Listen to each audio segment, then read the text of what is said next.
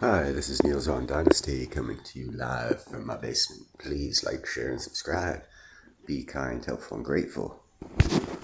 Or I will send Shadow after you to steal all your silver. He's a silver bug. Are you a silver bug, Shadow? You are, aren't you? You just don't tell anybody.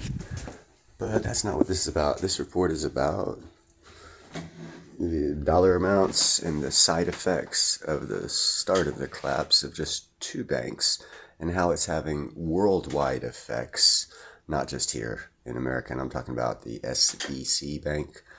Here's the report. Banks has led to a loss of over $400 billion the world over. $400 billion.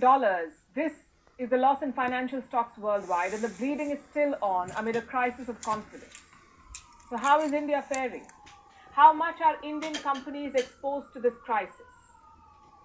Well, there are some, and India has not been unaffected by all of this. Tonight we'll discuss which companies have been hit and how much. But first, an update on what's happening in the US. The American banking system is still reeling. On Monday, customers were still lining up outside SVB, the Silicon Valley Bank, the first bank that failed in this crisis. Government officials tried to contain the panic. Remember, American regulators have now taken control of the bank.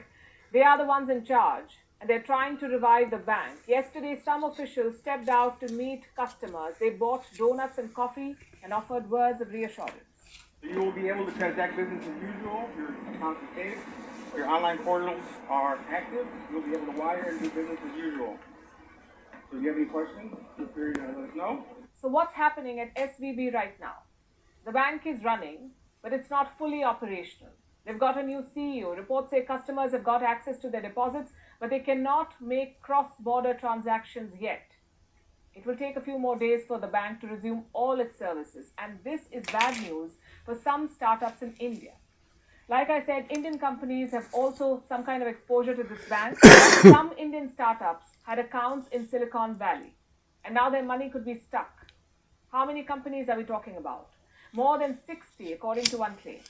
And how much money is stuck here? We do not have the exact figure, but each of these companies has more than $250,000 in their accounts, and out of these, nearly 24 startups have more exposure, meaning at least 24 companies have more money in the bank. We're talking about more than $1 million each. This money is stuck. And which companies are these? We do not have the names. They've not been revealed yet, because this disclosure will hurt them. Apparently, their investors are afraid. They're worried that if the names come out, it will hurt the companies in future fundraising. It will. And who are these investors? The likes of Y Combinator, Accel, Sequoia India, Lightspeed, SoftBank, and Bessemer Venture Partners. These are all venture capital firms. Basically, they're big investors in startups, and this is a testing time for them. Imagine if one of these companies has to pay salaries in India with the money stuck in America, or if they have to settle vendor payments here, or bills of any other kind. As of today, they cannot do it from Silicon Valley Bank. That's because the bank is yet to resume cross-border transactions. And this bank is central to their businesses. Like I told you yesterday, Silicon Valley was a top banker for America's tech industry. Also for many venture capitalists. Many startups put their first checks in Silicon Valley. The past few days have been a nightmare for them. Here's an American entrepreneur sharing his horror story. The last 72 hours has been. We don't care about his horror story. It's just interesting that there's over 60 companies just in India alone that are affected by that one bank closing for a couple hours and stopping transactions cross-border and whatnot. And that's just one bank, and it affected 60 companies in just one other country. So,